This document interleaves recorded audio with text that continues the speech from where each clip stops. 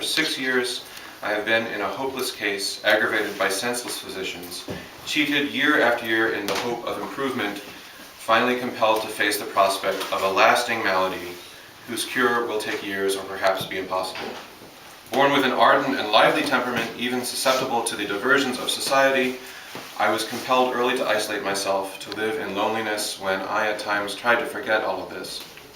Oh, how harshly was I repulsed by the doubly sad experience of my bad hearing, and yet it was impossible for me to say to men, "Speak louder, shout, for I am deaf." Oh, how could I possibly admit an infirmity in the one sense, which should have been more perfect in me than in others, a sense which I once possessed in highest perfection, a perfection such as few surely in my profession enjoy or ever have enjoyed. Oh, I cannot do it. Therefore forgive me when you see me draw back when I would gladly mingle with you. My misfortune is doubly painful because it must lead to my being misunderstood. For me there can be no recreation in society of my fellows, refined intercourse, mutual exchange of thought. Only just as little as the greatest needs command may I mix with society. I must live like an exile. If I approach near to people, a hot terror seizes upon me, a fear that I may be subjected to the danger of letting my condition be observed. Thus it has been during the last year which I spent in the country, here, commanded by my intelligent physician to spare my hearing as much as possible, in this almost meeting my present natural disposition, although I sometimes ran counter to it, yielding to my inclination for society. But what a humiliation when one stood beside me and heard a flute in the distance, and I heard nothing. Or someone heard the shepherd singing, and again I heard nothing. Such incidents brought me to the verge of despair. But little more, and I would have put an end to my life. Only art it was that withheld me. Ah, it seemed impossible to leave the world until I had produced all that I felt called upon to produce.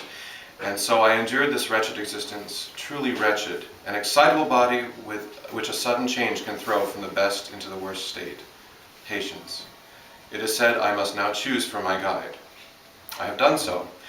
I hope my determination will remain firm to endure until it pleases the inexorable Parse, see here's a word I don't know. Parse, to break the thread. Perhaps I shall get better, perhaps not. I am prepared. Forced already in my 28th year to become a philosopher. Oh, it is not easy, less easy for the artist than for anyone else. Divine One, thou lookest into my inmost soul, thou knowest it, thou knowest that love of man and desire to do good live therein. O men, when someday you read these words, reflect that you did me wrong, and let the unfortunate one comfort himself and find one of his kind who, despite all the obstacles of nature, yet did all that was in his power to be accepted among worthy artists and men.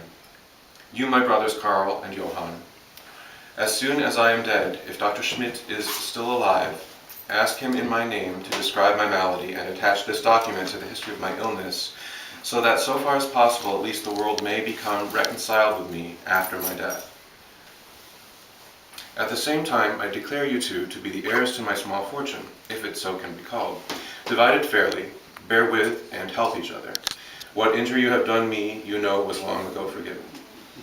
To your brother Karl, I give special thanks for the attachment you have displayed towards me of late. It is my wish that your lives may be better and freer from care than I have had. Recommended virtue to your children. It alone can give happiness, not money. I speak from experience. It was virtue that upheld me in misery. To it, next to my art, I owe the fact that I did not end my life by suicide. Farewell and love each other. I thank all my friends, particularly Prince Lichnowsky and Professor Schmidt. I desire that the instruments from Prince Lichnowsky, sorry I said it wrong before, be preserved by one of you, but let no quarrel result from this. So soon as they can serve you better, a purpose sell them. How glad will I be if I can still be helpful to you in my grave. With joy I hasten towards death. If it comes before I shall have had an opportunity to show all my artistic capacities, it will still come too early for me, despite my hard fate, and I shall probably wish that it had come later. But even then, I am satisfied. Will it not free me from a state of endless suffering? Come when thou wilt, I shall meet thee bravely. Farewell, and do not wholly forget me when I am dead. I deserve this of you, in having often in life thought of you and how to make you happy. Be so. Ludwig van Beethoven. October 6, 1802. He lived another 25 years and did not was not able to hear well for those 25 years. So he was, I think, writing the third symphony when he was here. Another 6 symphonies to come. So, pretty good stuff.